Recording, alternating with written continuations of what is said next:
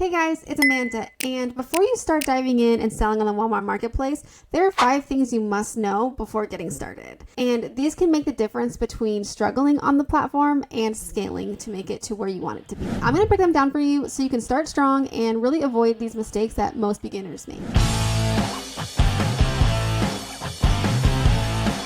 If you're new here, I talk all things Walmart, and I like to help people join the Walmart Marketplace and scale and build their business in the e-commerce space. So now we can start with the 5 things you must know before getting started. First is you need experience. You cannot start on the Walmart Marketplace as your first platform when it comes to e-commerce sales. They want you to have Amazon experience, eBay experience, and I've sometimes heard them accept Shopify, TikTok, and even Mercari and Poshmark. They want you to have that base knowledge because Walmart is so new and it's kind of glitchy. Sometimes it doesn't work. So they want to know you're able to pivot and change and you're able to overcome these glitchy things that Walmart has. So they want you to have experience, and over a year is preferred, but I've heard people getting accepted just having 3 or 4 months on Amazon. And they do verify this. They do require you to upload your Amazon storefront just to ensure that you have reviews, you have active products, and that you are a legit seller. So this is something that they look for, and you can do the same thing with your eBay or Shopify storefront. You just upload the URL and it's pretty easy.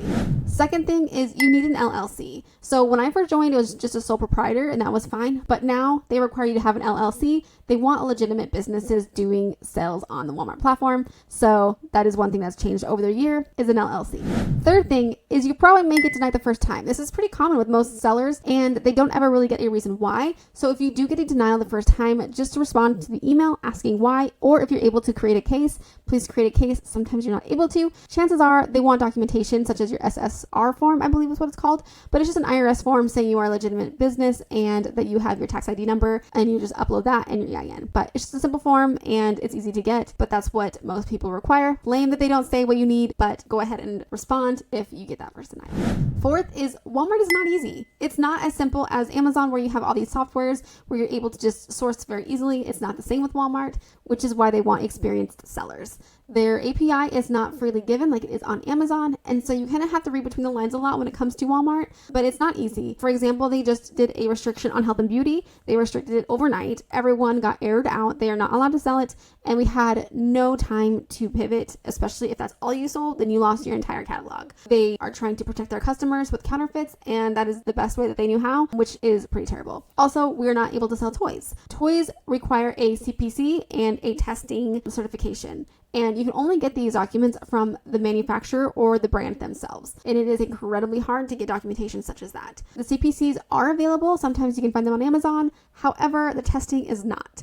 There are some companies who don't do testing because they don't feel like they need to for some odd reason, but they don't have it. So it's hard to provide a documentation when it doesn't exist. So until then, we are no longer able to sell toys, which includes all age ranges. And then the same goes for pet ingestibles, baby formulas, and as well as over-the-counter supplements and anything that is like a protein powder or anything like that. So those are restricted and we are not able to sell those. All right. And the fifth thing that you must know is know what sells. Without all these softwares, we don't know what sells. So there are some giveaways that can tell you what sells, and that is a bestseller badge, and that is any other badges attached to a listing, such as 100 and plus people's cart, 50 plus bought yesterday. These kind of badges give you the information you know that this is a hot selling item and that people are purchasing things in store and online. So online is especially important, especially since that's how we are selling our items. Another way to know what sells is reviews of a product. I always like to make sure there's at least 3 or 4 reviews of a product and that they are 4 or 5 stars, but also keep in mind the reviews need to kind of make sense.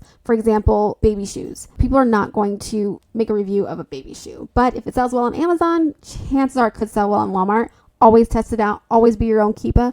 Always know what is going to sell in your catalog. And the next thing is that there are other sellers on the listing. For example, I want to make sure that there's a variety of WFS and seller fulfilled on the listing. If I see a listing and it's only seller fulfilled, chances are I can't send this into WFS. There are some slim, rare chances where WFS is sold out and the only available is seller fulfilled, but I like to add it into my catalog as WFS eligible just to make sure I can send it to WFS. If not, I will need to do seller fulfilled. But if you pull up a listing such as Pioneer Women and there are no other sellers on the listing, that's a good indicator that that is not available to other third-party sellers. Pioneer Women is one of the brand examples that you cannot sell. It is a Walmart brand exclusive and you cannot resell them. It will come up as an error on your end. So that is one thing to kind of also look out for. Also, knowing what is gated and restricted. Restricted means you cannot sell it no matter what.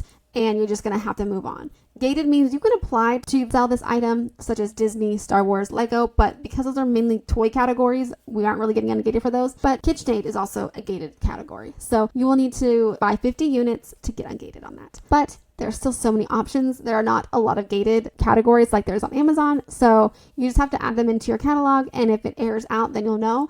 But if it goes published, then you are good to go. All right. And now the last thing that you need to have in order to be successful in the marketplace is having a community. And I'm so excited because I just opened the doors for my Discord community, and it is $35 a month currently. It may go up to $50, but it is a community where you can join, you can meet other sellers and really get advice on how to move forward. We not only communicate throughout there all day long, but we go live weekly where we can answer questions, chit chat, and talk all things Walmart. And if you are interested in joining that Discord, please check out the link below. I would love to have you, and please drop a comment down below if you have any questions when it comes to what you can sell or what you can't sell on Walmart. And I hope this was helpful, and I look forward to hearing about your journey on the Walmart platform. So I will see you guys in the next one.